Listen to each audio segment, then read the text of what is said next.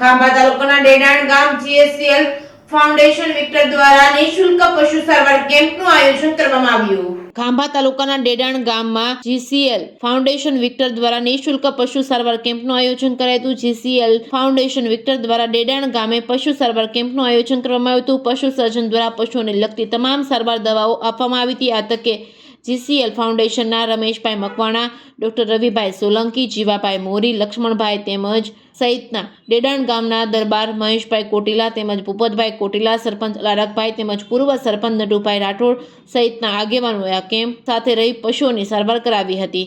Reporting by Mohsin Pathan, Dedan. GCL foundation Dedan ગામે આજે પશુ સારવાર કેમ્પ નિઃશુલ્ક પશુ સારવાર કેમ્પ માટે અમે આવ્યા છીએ. ત્યારે અમારી ટીમ CSRનું જે કામગીરી કરી છે, ખેતીવાડી, આરોગ્ય અને વધારે પડતું ઓર્ગેનિક તરફ આપણે વધીએ એના પ્રયાસ માટે જીએસએલ ફાઉન્ડેશન કેટલાય વર્ષોથી કામગીરી કરે છે.